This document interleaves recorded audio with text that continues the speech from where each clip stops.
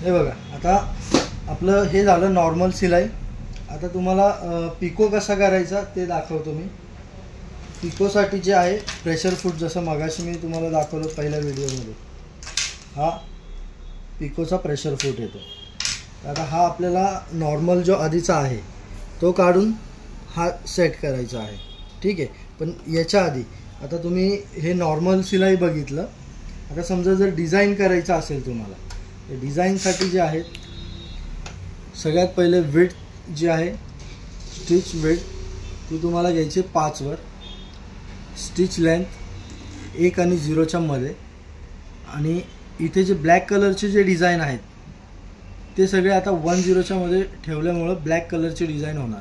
आता कुठली एक डिझाईन इथे सेट करायची. आणि हे तुम्हाला सिलेक्टर फिरवताना फक्त निडलचं जे पोझिशन आहे ते वरती पाहिजे. जर हे निडल पोझिशन असं खाली असेल आणि हे तुम्ही फिरवलं तर निडल डॅमेज होणार. तर निडल पहिली वर घ्यायची, त्याच्यानंतर हे फिरवायचे. आता आपण एक डिझाईन घेऊया ब्लॅक कलरची, ही वाली. आता डिझाईन बघा,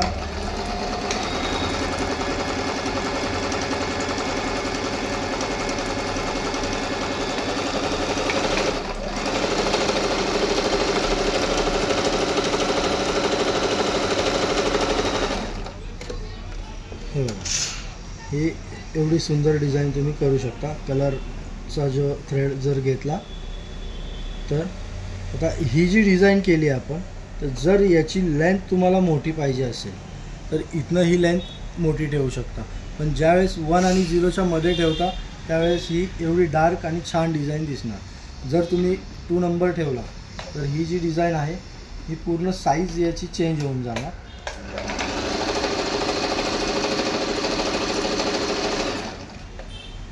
हे बघा, ही डिझाईन बिलकुल खराब झाली, व्यवस्थित दिसत नाही आहे ती.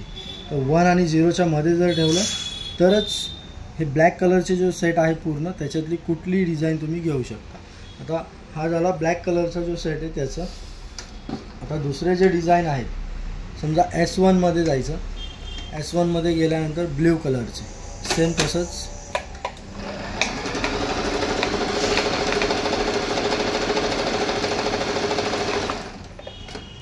ही झाली S1 ची डिझाईन. आता समजा S2 घेतला आपण, निडल खाली आहे, निडल वर घ्यायची.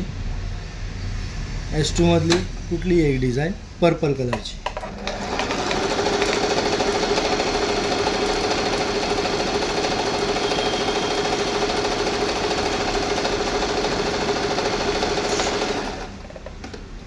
हे बघा, ही झाली S2 ची, ही झाली S1 आणि ही झाली 1 आणि 0च्या मध्ये ठेवल्यानंतर. तर हे असे 3 सेट 3 प्रकारे तुम्ही इथनं चेंजेस करू शकता.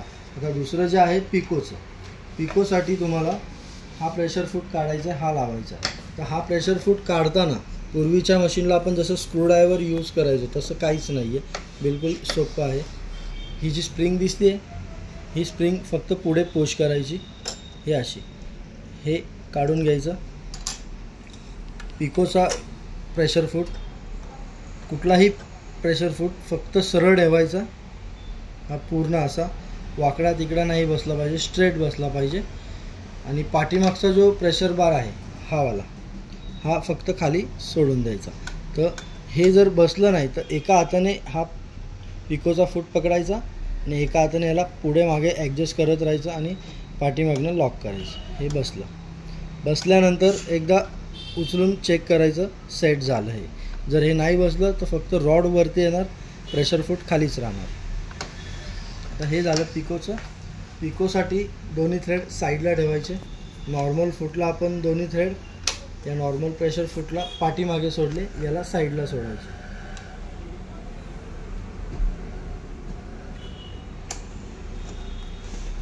आता कापड जे आहे पूर्ण कॉर्नरला ठेवायचं. पिको करताना सेटिंगमध्ये बघा, स्टिच विड्थ 5 आणि 4च्या मध्ये ठेवायची.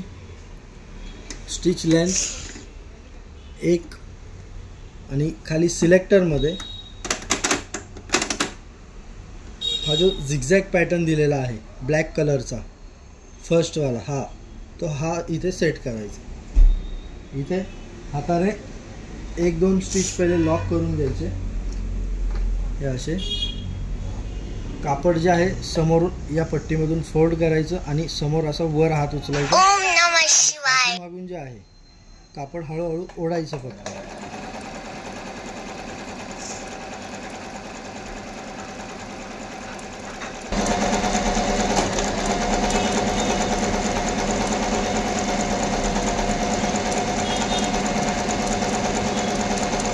हे कापड पूर्ण असं वरच पकडायचं. जर तुम्ही हे खाली पकडलं साईडला जर सोडलं तर पिको होणारच नाही, दोरा तोडून टाकणार. आता हे बघा, हे झालं पूर्ण राऊंडमध्ये, हा पूर्ण गोल पिको झाला.